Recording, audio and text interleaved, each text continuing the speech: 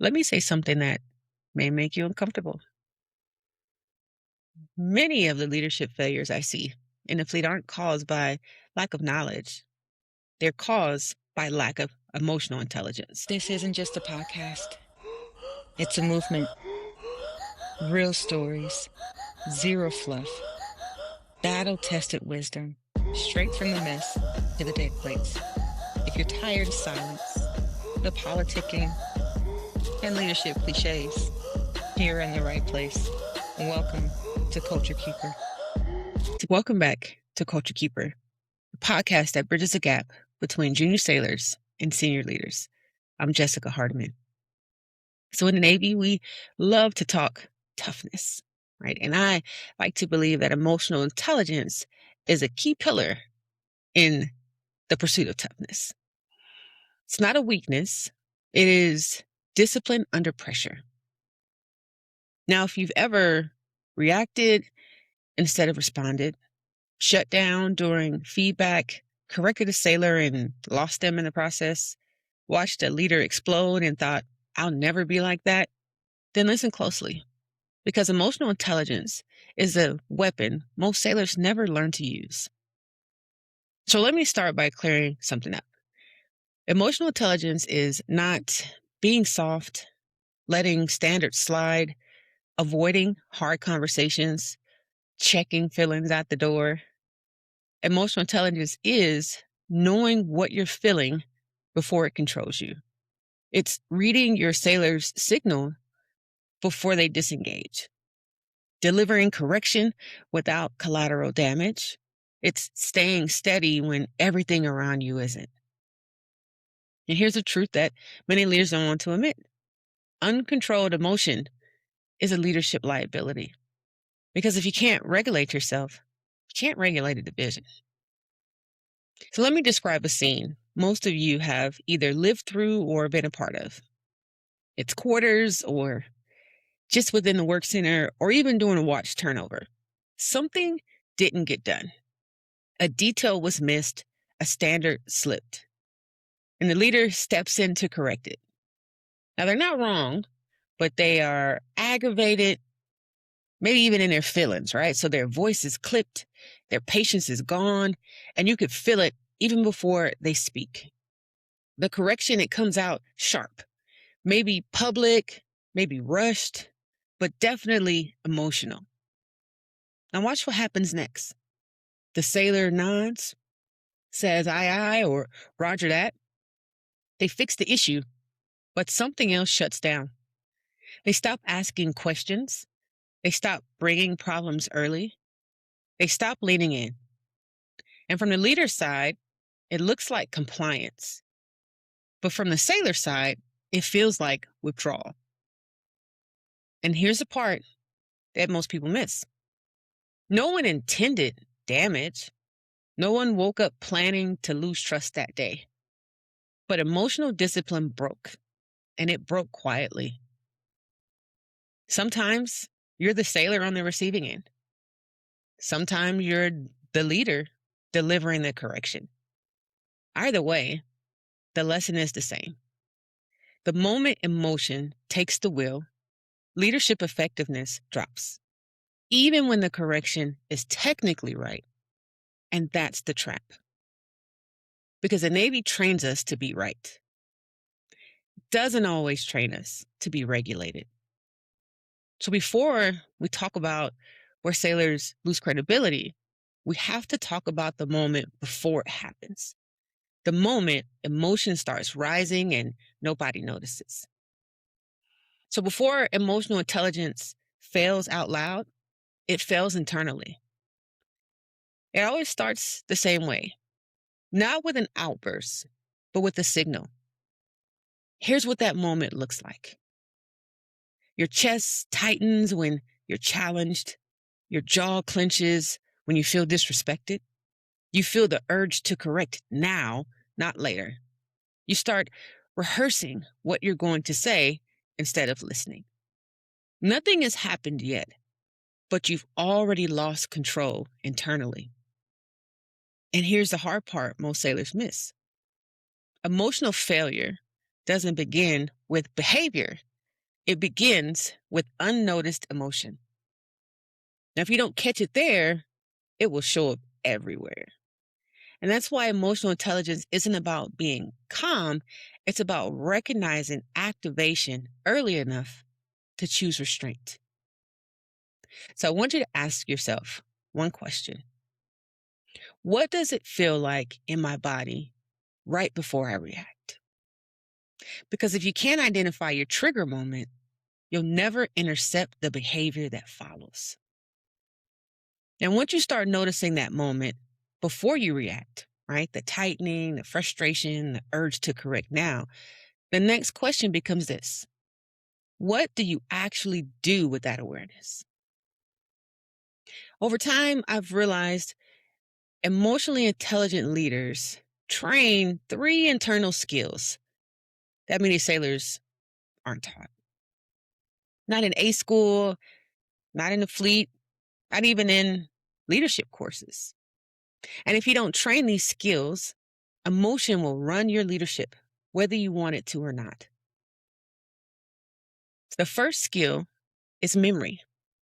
Now, I don't mean remembering policies or procedures. I mean remembering what it felt like to be a junior sailor. I remember port and starboard watches underway, tight timelines, no margin for error. I remember leadership that pushed without explaining, corrected without context, and expected resilience without support. Now, those memories didn't make me soft, they made me intentional. So here's the tool. Before you correct someone, ask yourself one question: what would this have done to me at their stage? Now, that question doesn't lower standards, but it does calibrate the delivery, because correction that ignores memory often creates compliance, but kills trust. The second skill is imagination. Emotionally unintelligent leaders manage the moment. Emotionally intelligent leaders connects the moment to a future. Most sailors don't disengage because the work is hard. They disengage because they can't see where it's going. As a leader, part of our job is to borrow imagination on behalf of our sailors, especially when they're tired, frustrated, or stuck in today's stress. So here's the tool. When you correct or challenge someone, tie it to where they're going, not just what they did wrong. Because standards stick when sailors understand how today's discipline supports tomorrow's opportunity. If all they see is pressure with no purpose, emotion turns into resistance. Now, the third skill is empathy. And this one gets misunderstood the most. Empathy is not agreement. Empathy is perspective before power. One of the most grounding questions I ask myself as a leader is this: would my junior self trust this decision? Not like it, not agree with it, trust it. That question keeps me honest. So here's the tool. Before you enforce, dismiss, or shut something down, pressure test it. Ask yourself, have I actually listened? Have I considered impact? Am I about to use authority where clarity would work better? Empathy doesn't remove accountability. It ensures accountability lands without collateral damage. When leaders fail to use memory, imagination, and empathy, emotional intelligence breaks down fast. And once it breaks down internally, it shows up externally in tone, timing, and trust. So now that you know what activation feels like, and you now have tools to manage it, here's the part you must acknowledge. When you ignore those signals, when you bypass memory, imagination, and empathy, this is what it costs you. First, you lose trust before you lose authority. Your sailors will comply, but they stop confiding. They bring problems late, polished, or not at all. Number 2, you become unpredictable under pressure. And unpredictability feels unsafe, even when you're technically right. And third, your reputation forms without your permission. Not from what you say, but from how you sound when stressed. By the time sailors pull back, nothing exploded, nothing went wrong, but leadership effectiveness quietly walked out the door. So if emotional intelligence isn't personality and it isn't mood, what is it? It's discipline. And discipline has rules.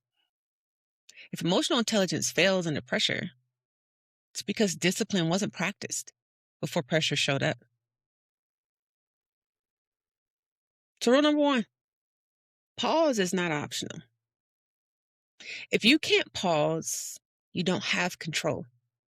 You have impulse. Rule number 2, name before you navigate. Unnamed emotion will choose your tone for you. And rule number 3, dignity is the delivery system. Standards land when dignity stays intact. Correction without dignity creates distance, not discipline. Now, these aren't leadership styles. They're disciplines. And disciplines don't care how you feel. So here's what matters long term. Emotional discipline doesn't show up as a bullet on your eval. It shows up in whether people trust you with more. Careers don't stall because sailors lack talent. They stall because trust erodes quietly over time. Trust shapes opportunity. Opportunity shapes experiences. Experience shapes evaluations. And evaluations don't just reflect what you did, they reflect how reliable you were when things got hard. And over time, that trust, or lack thereof, becomes a part of your record. Now, if this episode made you uncomfortable, good. That discomfort is the gap between who you believe you are and how you actually show up under pressure. Most leaders don't fail because they don't care. They fail because they never learn to rule themselves. And they don't lose credibility in one moment. They leak it slowly. So here's your challenge. No journaling, no excuses, no applause. For the next 7 days, you're going to practice emotional discipline. Not when it's easy, when it's inconvenient, when your ego gets touched. Because if you can't control your own spirit, you are not ready to lead someone else. No one has told you today. Let me be the first to say, thank you for all that you've done, all that you do, and all that you will do. Until next time, keep the culture, lead on. Culture isn't just kept, it's shaped. Every sailor, every day. Keep the culture, lead on.